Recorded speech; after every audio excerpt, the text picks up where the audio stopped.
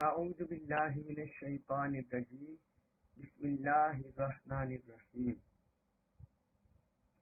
الحمد تمام تعریفیں للہ اللہ کے لیے ہیں الذی جس نے خلق پیدا کیا السماواتی آسمانوں کو والارض اور زمین کو الحمدللہ الذی خلق السماوات والارض تمام تعریفیں اللہ کے لیے ہیں جس نے آسمانوں اور زمین کو پیدا کیا وجعل اور اس نے بنایا الظلماتی تاریکیوں کو والنور اور نور کو روشنی کو وجعل الظلمات والنور اور اس نے تاریکیوں کو اور روشنی کو بنایا ثم پھر اللہ زینا وہ لوگ کفروا جنہوں نے کفر کیا بربہم اپنے رب کے برابر یا عدلون برابر ٹھہراتے ہیں بربہم اپنے رب کے ساتھ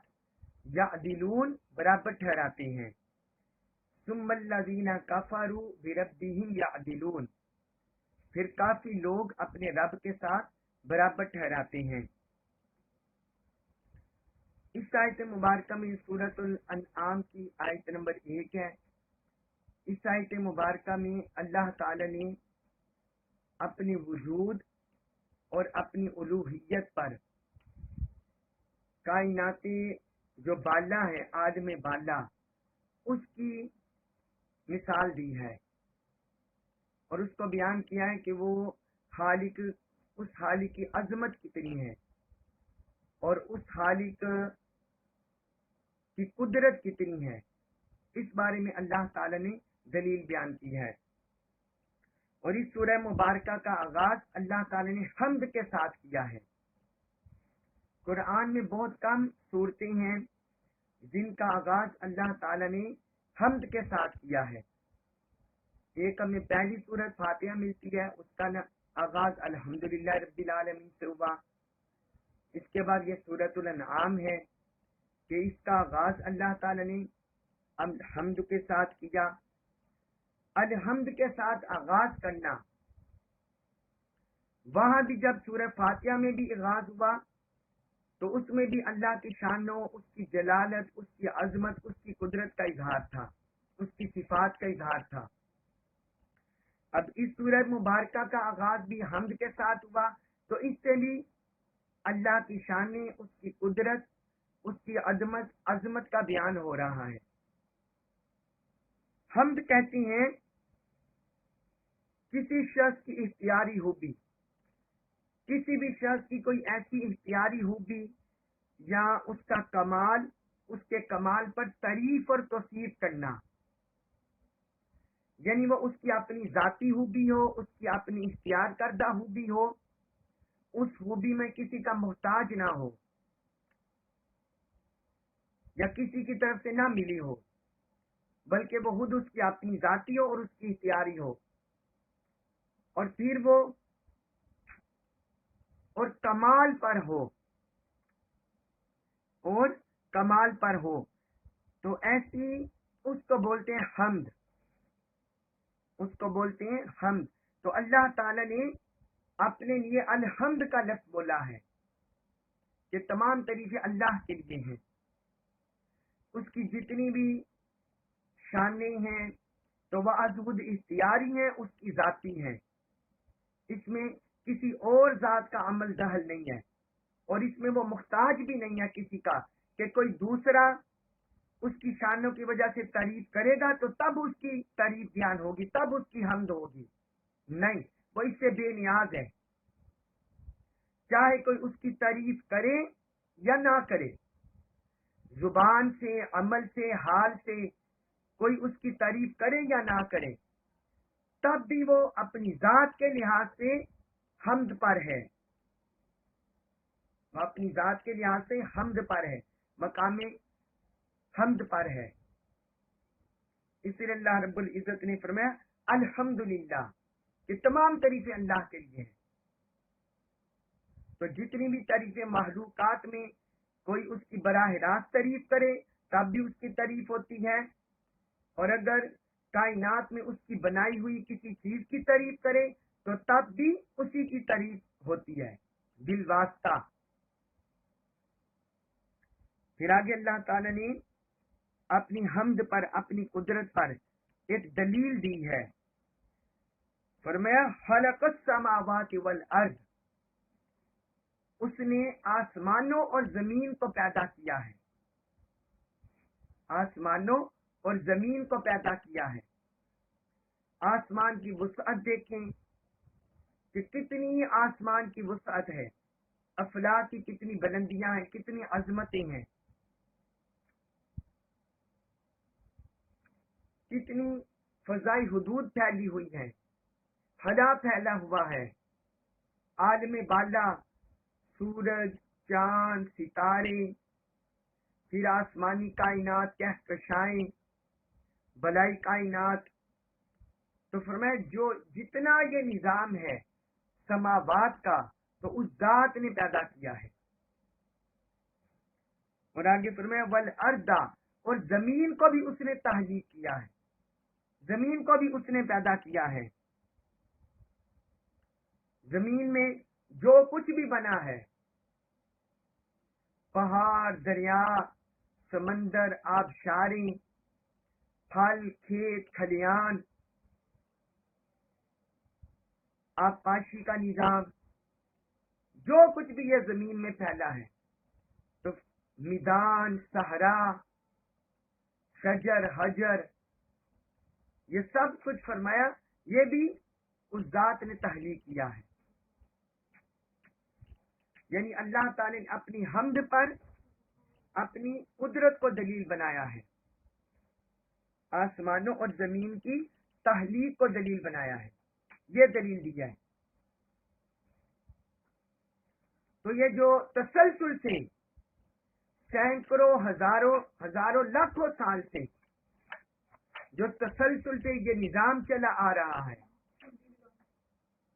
آسمانوں کا نظام، زمین کا نظام، جو ہزاروں سال سے چلا آ رہا ہے، لاکھوں سال سے،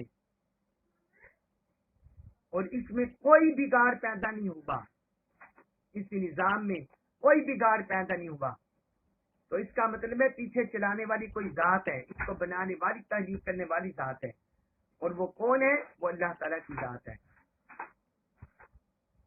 وہ اللہ تعالیٰ کی ذات ہے۔ اور آگے فرمایا وَجَعَلَ الظُّلُمَاتِ وَالنُّورَ، اور اس نے ظلمات اور نور کو بنایا، اس نے طریقوں کو بنایا اور اس نے نور کو بنایا، روشنی کو بنایا۔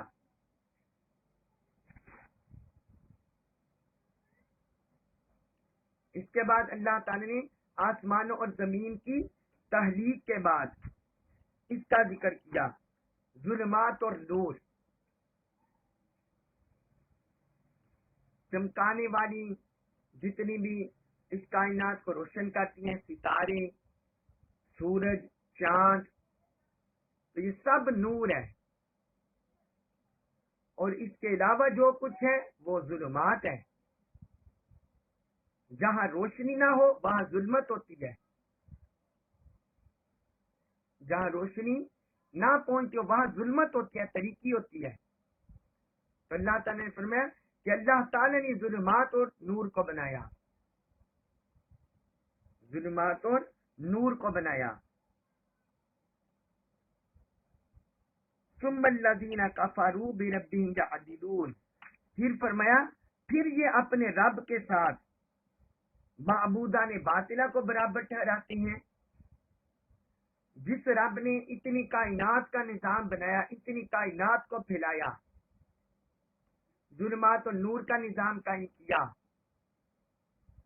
تو کیا اس کے علاوہ کوئی اور معبود عبادت کا مستحق ہے؟ نہیں ہے، باقی سارے معبودان باطلہ ہیں، صرف وہی ذات عبادت کی مستحق ہے جس نے اس کائنات کو تخلیق کیا ہے، جس نے اس کائنات کو تخلیق کیا ہے۔ ایک حدیث مبارک ہے، حضرت ابو ہریرہ رضی اللہ عنہ بیان کرتے ہیں کہ رسول اللہ صلی اللہ علیہ وسلم نے میرا ہاتھ پکڑ کر فرمایا، حضور نے ان کا ہاتھ پکڑا اور فرمایا اللہ نے مٹی کو ہفتے کے دن پیدا کیا، مٹی کو یعنی زمین کو ہفتے کے دن پیدا کیا، اتوار کے دن اس میں پہاڑ بنائے، پیر کے دن درخت پیدا کیے، منگل کے دن مکروہ چیزوں کو پیدا کیا، جہنم اور باقی چیزوں کو جنہیں انسان ناپسند کرتا ہے، اور بعض روایات میں یہاں ذکر ہے، بعض روایات میں یہاں معدنیات کا ذکر آتا ہے کہ منگل کے دن معدنیات کو پیدا کیا، اور بدھ کے دن نور کو پیدا کیا، جمعرات کے دن اس زمین میں مویشیوں اور جانوروں کو پھیلا دیا، اور مخلوق کے آخر میں جمعے کے دن عصر کے بعد جمعہ کی آخری ساعت میں اللہ تعالی نے حضرت آدم علیہ السلام کو پیدا کیا، حضرت آدم علیہ السلام کو پیدا کیا۔ یہ صحیح مسلم میں حدیث ہے، حدیث نمبر 6920۔ یہاں یہ زمینی لحاظ سے حضور صلی اللہ علیہ وسلم نے زمینی لحاظ سے ہفتے کے دنوں کا ذکر کیا ہے پراسی سمجھانے کے لیے، ورنہ اس وقت تو یہ ہفتے مہینے اس وقت تو قائم نہیں تھے جب اللہ تعالی نے زمین و آسمانوں کو بنایا، اور ان کی ڈیوریشن بھی، ان کا دورانیہ بھی اس طرح نہیں تھا۔ تو اللہ تعالی نے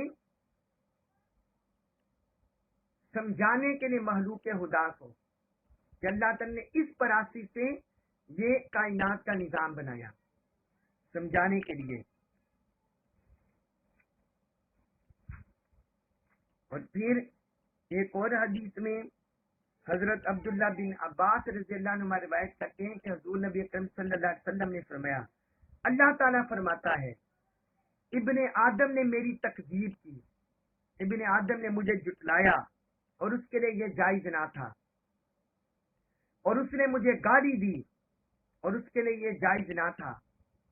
فرمایا اس نے جو میری تکذیب کی وہ اس کا یہ فاسد گمان ہے کہ میں اس کو دوبارہ پیدا کرنے پر قادر نہیں ہوں،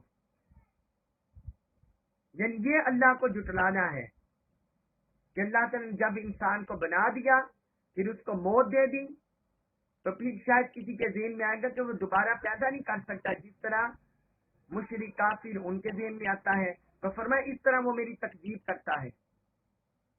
اور پھر آگے فرمایا اور جس نے مجھے گالی دی تو وہ اس کا یہ قول ہے کہ میرا بیٹا ہے، حالانکہ میں اس سے پاک ہوں کہ میں کسی کو بیوی یا بیٹا بناؤں۔ تو یہ اللہ کو معاذ اللہ گالی دینا ہے۔ یہ صحیح البخاری میں حدیث ہے، حدیث نمبر 4482، 4482۔ تو یہ اللہ تعالی نے بیان فرمایا۔ اس کے بعد ہے سورۃ الانعام آیت نمبر 2، اس میں فرمایا ہوا وہی ہے اللہ بھی جس نے خلقکم خلقہ پیدا کیا تم تمہیں من طین مٹی کے گارے سے، فرمایا وہی ذات ہے جس نے تمہیں مٹی کے گارے سے پیدا کیا، ثم قضا اجلا پھر اس نے مقرر کر دی اجلا مدت میعاد، پھر اس نے میعاد مدت مقرر فرما دی، وَأَجَلٌ اور مدت مسمن معینہ عندہ اسی کے پاس مقرر ہے، وَأَجَلٌ مسمن عندہ اور معینہ مدت اسی کے پاس مقرر ہے، ثم پھر انتم تم تمترون شک کرتے ہو، فرمایا پھر بھی تم شک کرتے ہو۔ پچھلی آیت میں پہلی آیت میں اللہ تعالی نے آسمانی کائنات عالم بالا اس کی تحلیق سے اپنے وجود اپنی الوہیت پر دلیل دی۔ ابھی اس آیت مبارکہ میں اللہ تعالی نے جو عالم صغیر ہے یعنی مادی کائنات ہے اس میں انسان کے وجود کی تحلیق کی دلیل دی، اپنی الوہیت اپنے وجود پر، فرمائے وہی ذات ہے جس نے تمہیں مٹی سے بنایا ہے، یعنی انسان کے کیمیکل پراسی جو کرۂ ارضی پر زمین پر حیات انسانی کی جو کیمیائی ابتدا ہوئی تھی اس پراسس کا ذکر کیا کہ اللہ نے انسان کو کیمیائی پراسس سے پیدا کیا، مٹی سے پیدا کیا۔ قرآن میں جو کیمیکل پراسس ہمیں ملتے ہیں وہ قرآن میں انسانی زندگی کے جو انسانی پیدائش کے جو کیمیائی ارتقاء ہے، کیمیکل پراسس، وہ 7 مراحل ہمیں پتہ چلتے ہیں، 7 سٹیجز انسانی زندگی کا کیمیائی ارتقاء، انسانی حیات کی ابتدا کیسے ہوئی، اس کا جو کیمیکل پراسس، وہ 7 سٹیجز، 7 مراحل قرآن سے ہمیں پتہ چلتے ہیں۔ پہلی سٹیج تراب، دوسری ماء پانی، تیسری تین کلے، چوتھی تین لازب، پانچویں سلسال من حمأ مسنون، چھٹی سلسال کالفخار، ساتویں سلالۃ من طین۔ اب اس کی وضاحت کرتا ہوں میں۔ پہلی سٹیج ہے انسان کو بنانے کی تراب، ان آرگینک میٹر، یعنی انسان کے اولین جوہر کو غیر نامی مادے سے تحلیق کیا، جس کا ذکر ہے سورۃ المؤمن آیت نمبر 67 میں۔ اس میں اللہ تعالی نے فرمایا هو الذی خلقکم من تراب، فرمایا وہی ہے جس نے تمہیں مٹی یعنی غیر نامی مادے سے بنایا۔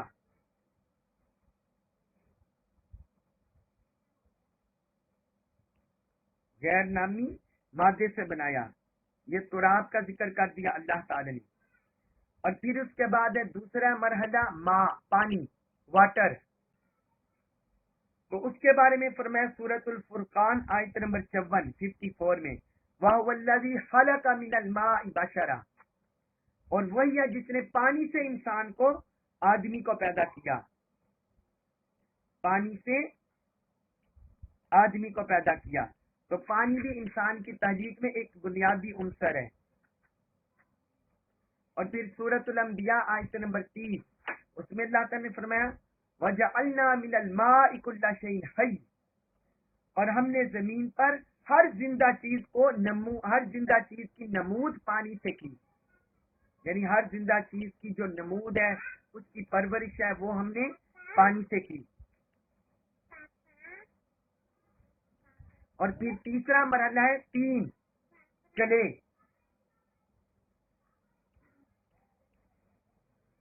تراب اور ماء، جو تراب مٹی، جو مادہ پہلا بے نامی مادہ، اور ماء، ان دونوں کے مکسچر کو بولتے ہیں تین۔ تراب مٹی جو خالصتاً ہوتی ہے، اور جو ماء ہے ان کے مکسچر کو بولتے ہیں تین کلے۔ اس کا ذکر ہے جو ہم سورۃ الانعام میں پڑھے هو الذی خلقکم من طین، کہ اس نے تمہیں مٹی سے بنایا، مٹی کے گارے سے بنایا، مٹی کے گارے سے بنایا۔ یہ مٹی تراب خشک مٹی کو کہتے ہیں، اور تین بولتے ہیں مٹی کے گارے کو۔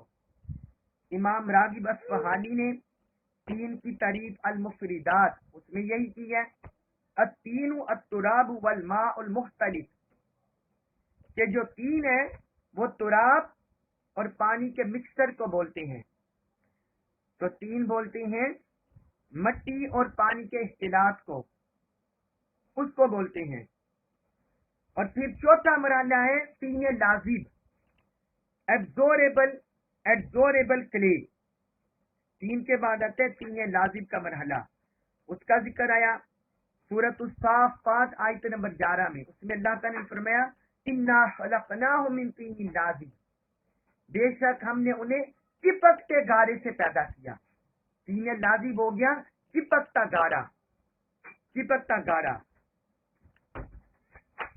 یعنی جب جو تین ہے وہ مٹی اور پانی کے مکسچر کو بولتے ہیں، اور تین لازب جب وہ گارا ہے، وہ جو گارا ہونا شروع ہو جاتا ہے، جو مٹی کا گارا وہ گارا ہونا شروع ہو جاتا ہے، تو اس سے بولتے ہیں تین لازب، ایبزوربل کلے۔ اور پانچواں سلفال من حمأ مسنون old physically and chemically altered mud, مٹی اور پانی سے مل کر تشکیل پانے والا گارا جب خشک ہونے لگے تو اس میں بو پیدا ہو جاتی ہے، یعنی جب وہ جو گارا ہوتا ہے، گارا ہوتا ہے جب وہ خشک ہونے لگے تو اس سے بدبو نکلتی ہے نا، بدبو پیدا ہوتی ہے، اسے بولتے ہیں سلسال من حمأ مسنون۔ اس کا ذکر ہے سورۃ الحجر آیت نمبر 26 میں، اس میں اللہ تعالی نے فرمایا وَلَقَدْ خَلَقْنَا الْإِنسَانَ مِنْ صَلْصَالٍ مِنْ حَمَإٍ مَسْنُونٍ، بے شک ہم نے انسان کی کیمیائی تحریک ایسے خشک بجنے والے گارے سے کی جو پہلے سند سیدھا اور دھوپ اور دیگر طبیعتی اور کیمیکلی اثرات کے بعد تغیر ہو کر سیاہ بودار ہو چکا تھا، سیاہ بودار ہو چکا تھا۔ سلسال بولتے ہیں بجتی مٹی، جو مٹی بجائی جائے، جو خشک ہو جائے وہ بجتی ہے نا، اسے بولتے ہیں سلسال۔ اور مسنون کہتے ہیں جو سند سیدھا، یعنی جس پر ایک زمانہ گزر جائے۔ اور حامئن بولتے ہیں جو بودار ہو جائے، بودار ہو جائے، اسے بولتے ہیں حامئن۔ تو ایسے خشک بجنے والا گارا جو سند رسیدہ ہو اور بودار ہو وہ سلسال من حمأ مسنون۔ تو اس کا ذکر یہ پانچویں سٹیج ہے۔ یہ کون سی ہے؟ پانچویں سٹیج۔ اس کا ذکر امام راغب اصفہانی نے المفردات میں بھی کیا ہے۔ تردد الصوت من الشیء الجابس، وہ کہتے ہیں خشک چیز سے جو آواز پیدا ہوتی ہے اسے بولتے ہیں تین۔ سمیتین الجاب سلسالہ، اس لیے خشک مٹی کو سلسال کہتے ہیں۔ اور سلسال کی انہوں نے تعریف کی جو خشک بجنے والے کسی چیز سے آواز پیدا ہوتی ہے، وہ کہتے ہیں کہ جو سلسال من حمأ مسنون، جو خشک مٹی ہے اسے اس لیے سلسال بولا جاتا ہے، خشک مٹی کو اس لیے سلسال بولا جاتا ہے۔ اور پھر اس کے بعد ایک چھٹی سٹیج سلسال کالفخار، dried and highly purified clay, جو خشک ہوگی ہو اور اس میں کثافتوں سے پاک کا عمل بھی شروع ہو گیا ہو۔ ایک تو وہ مٹی جو ٹھیکرے کی طرح پک کر خشک ہو گئی ہو، اور دوسرا کثافتوں سے پاک ہو کر نہایت عمدہ حالت میں آ جائے، اسے بولتے ہیں سلسال کالفخار۔ اس کا ذکر ہے سورۃ الرحمن آیت نمبر 16، اس میں فرمایا خلق الانسان من صلصال کالفخار، اس ذات نے انسان کو ٹھیکرے کی طرح بجنے والی مٹی سے پیدا کیا۔ امام راغب اصفہانی نے فاہد کا معنی قرآن مفردات القرآن میں یہی لکھا ہے، فرماتے ہیں یعبر عن کل نفیس بالفاہر، ہر نفیس اور عمدہ چیز کو فاہر بولتے ہیں۔ وہ کہتے ہیں جیسے کہا جاتا ہے صوب الفاہرہ و ناقۃ الفخور، نفیس کپڑے کو صوب فاہر کہتے ہیں اور عمدہ اونٹنی کو ناقۃ الفخور بولتے ہیں۔ تو جب مٹی کو، جس مٹی سے اللہ تعالی نے انسان کا پتلا بنایا، جب اسے خوب تپایا گیا اور جلایا گیا، خشک ہو کر وہ پکتا چلا گیا، پکتا بھی چلا گیا، اور ساتھ ساتھ اس میں مٹی، پانی اور کثافتوں سے پاک ہو کر وہ نفاست اور پاکیزگی کی حالت میں آ گیا، نفاست اور پاکیزگی کی حالت میں آ گیا۔ جس طرح وہ کسی سونے میں میل ہو تو اس کو بٹی میں وہ پکاتے ہیں تو میل اور خالی سونا وہ علیحدہ ہو جاتا ہے۔ ہر چیز کا اسی طرح یہی ہوتا ہے کہ جیسے جیسے پکایا جاتا ہے تو کھوٹ اور خالص پن علیحدہ ہو جاتا ہے۔ تو اللہ تعالی نے انسان کو بھی اسی کیمیکل پراستی سے گزارا، سلسال کالفخار کہہ کر۔ اور پھر ساتویں سٹیج ہے سلالت من طین، extract of purified clay, extract of purified clay, یعنی کیمیائی اجزاء کا خلاصہ، کیمیائی اجزاء کا خلاصہ. یہ سورۃ المؤمنون آیت نمبر 12، اس میں اللہ تعالیٰ نے فرمایا وَلَقَدْ خَلَقْنَا الْإِنسَانَ مِنْ سُلَالَةٍ مِنْ طِينٍ، فرمایا بے شک ہم نے انسان کی تخلیق کی جو ابتدائی مٹی کے کیمیائی اجزاء کے خلاصے سے کی. جو انسان کی تخلیق مٹی کے کیمیائی مٹی کے خلاصے سے کی، یعنی اس کے کیمیائی پراسی سے کی. تو وہ جو گارا ہوتا ہے، پہلے خالص مٹی ہوتی ہے، صرف مٹی ہوتی ہے، پھر پانی ساتھ ملتا ہے، وہ تین بنتا ہے. پہلے تراب ہوتا ہے، پھر ماء ہوتی ہے، پھر تین ہوتا ہے، پھر تین لازب ہوتا ہے، پھر سلسال من حمأ مسنون، پھر سلسال کالفخار، پھر سلالۃ من طین. یعنی جب کسی چیز کو اچھی طرح صاف کر دیا جائے، کثافتوں اور میلے پن سے پاک کر دیا جائے، خاتمہ کر دیا جائے، اور اس کے جوہر کو مصفہ اور مزکہ حالت میں نکالا جائے، پاک حالت میں، صاف حالت میں، تو اس سے بولتے ہیں سلالہ. یعنی یہ اس چیز کا جوہر ہے، یہ اس چیز کا نچوڑ ہے، اس چیز کا خلاصہ ہے، اس چیز کا خلاصہ ہے.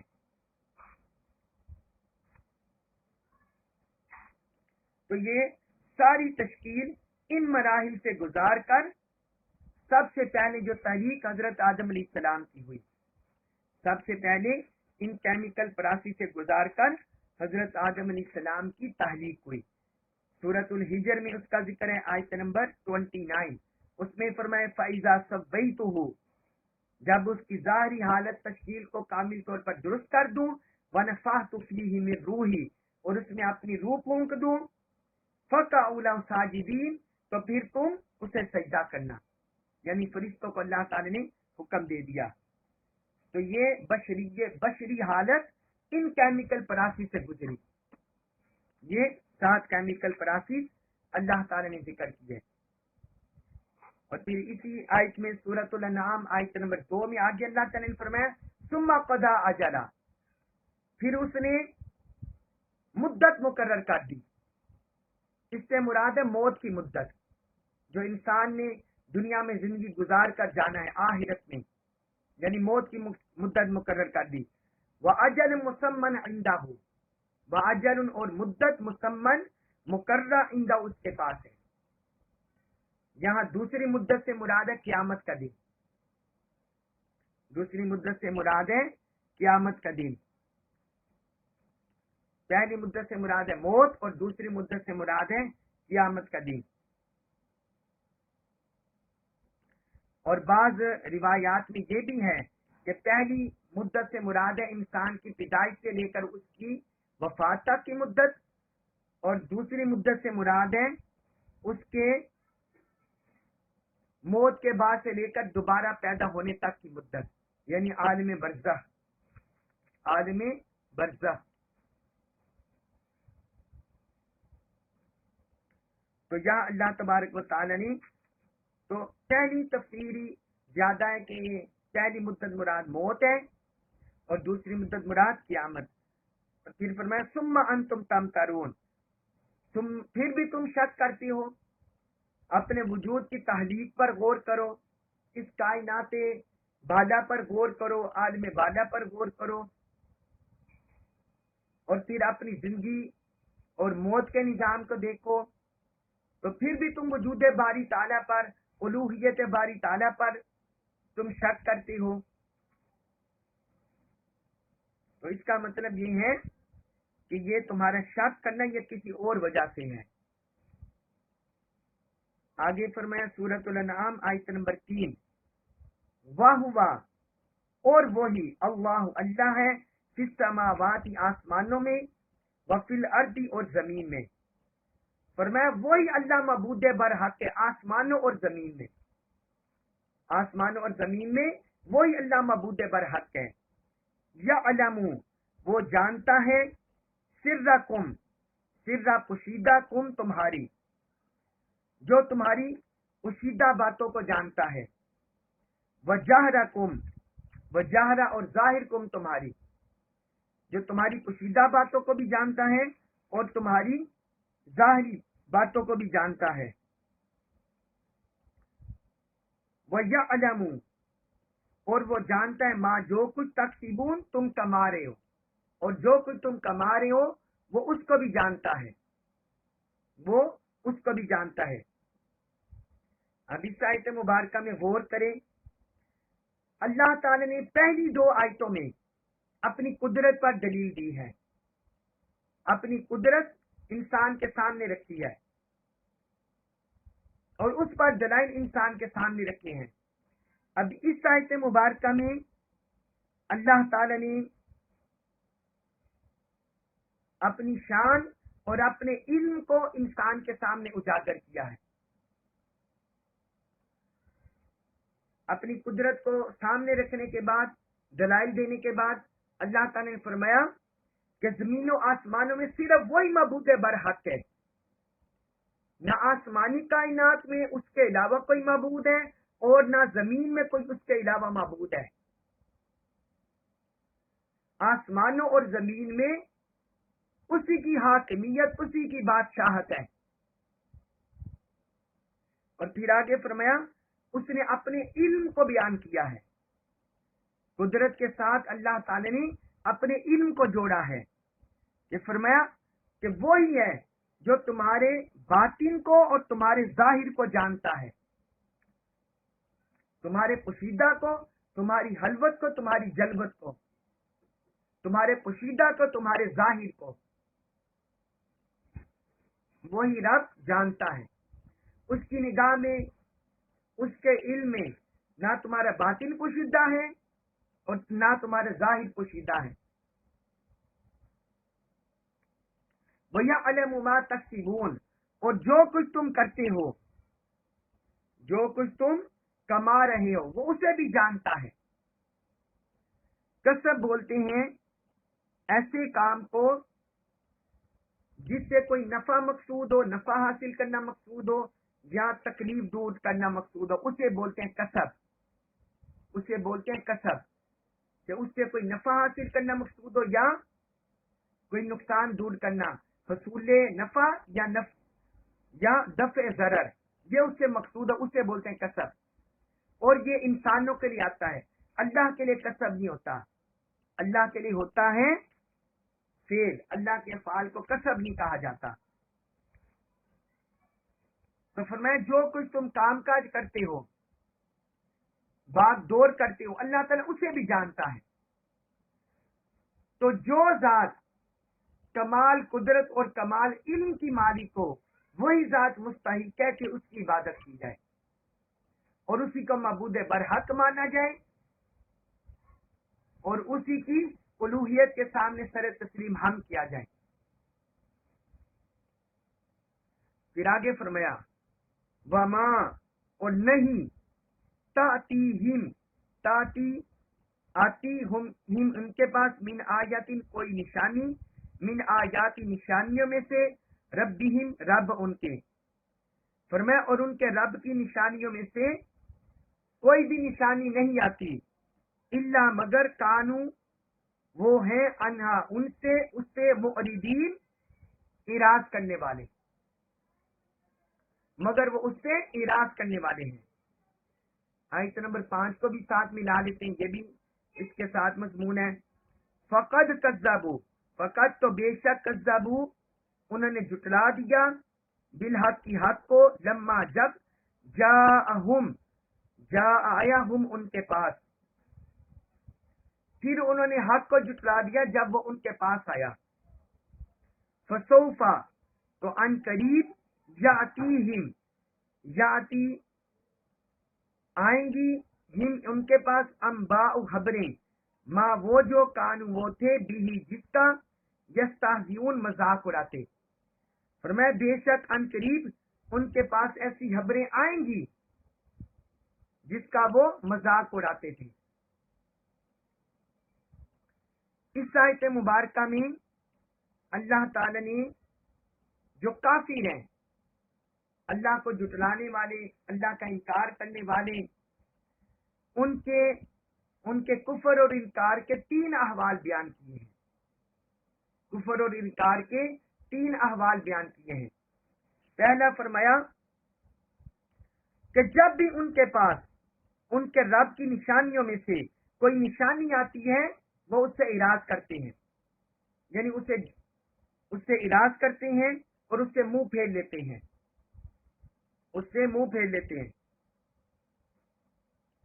پورا قرآن مجید اترا، اللہ کی آیات تدریجاً اترتی رہی، گریجولی 114 صورتیں اترتی رہی۔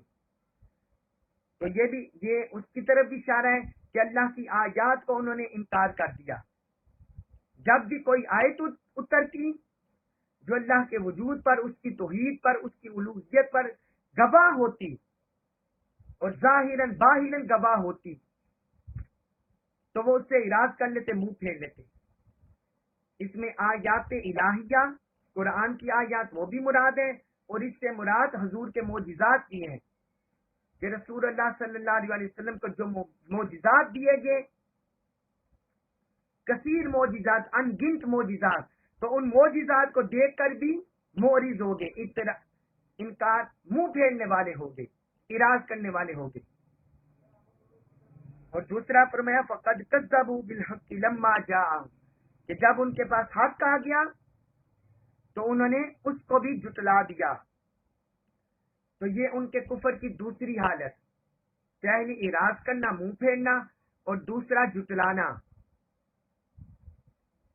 حضور صلی اللہ علیہ وسلم نے قرآن کی آیات ان کے سامنے پڑھی، وحی کا بیان کیا، معجزات کو دکھایا، تو انہوں نے اپنی آنکھوں کے سامنے انہیں جھٹلا دیا۔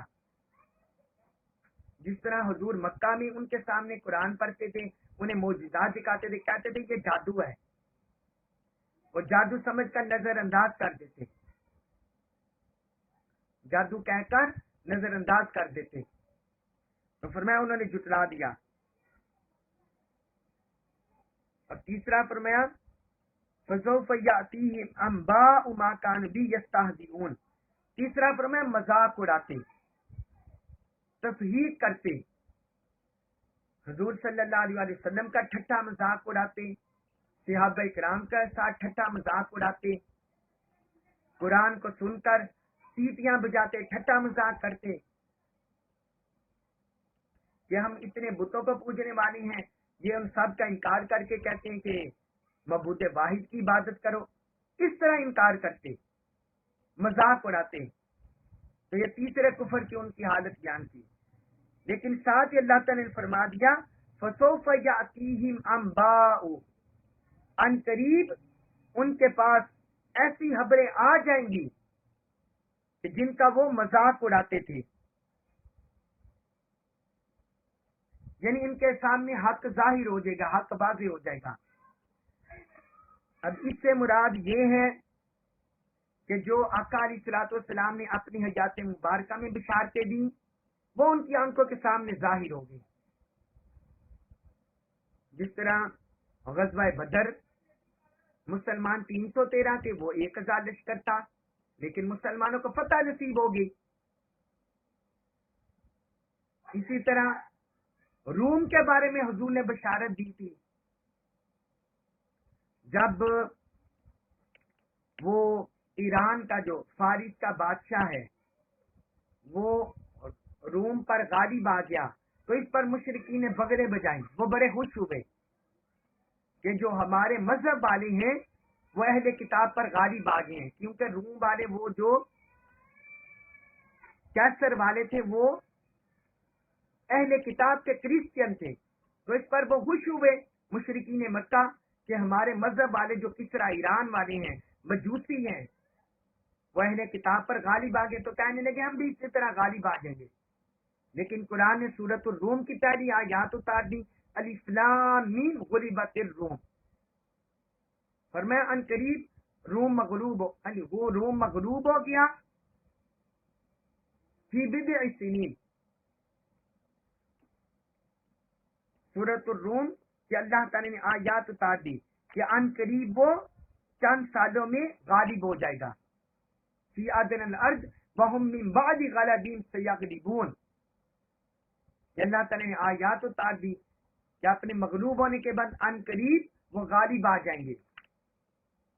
اس طرح اور بہت سی نشانیاں حضور علیہ الصلوۃ والسلام نے دکھائی، لیکن فرمایا وہ اس کا مذاق اڑاتے. تو فرمایا حق کی ابریں ان پر آ جائیں گی. تو یہ دنیاوی فتوحات کی خبریں ہیں جو ان پر آشکار ہو گئی اور قیامت تک ہوتی رہیں گی. جس طرح دیکھیں آج کے دور پہ بھی قرآن کی حقانیت، آقا علیہ الصلوۃ والسلام کی نبوت اور رسالت کی حقانیت سائنسدان آج بھی ظاہر کر رہے ہیں اور ظاہر ہو رہی ہیں. اس طرح یہ ہوتی رہیں گی. اور اس سے مراد قیامت بھی ہے کہ قیامت کے دن جب یہ سامنے ہوں گے تو ان پر حق اور باطل آشکار ہو جائے گا. حق اور باطل آشکار ہو جائے گا. اس سے مراد یہ بھی ہے. اللہ تبارک و تعالی ہمیں قرآن مجید کا کمال کو فہم نصیب فرمائے اور ہمیں اس پر عمل پیرا ہونے کی توفیق عطا فرمائے. وما علیہ الا البلاغ المبین.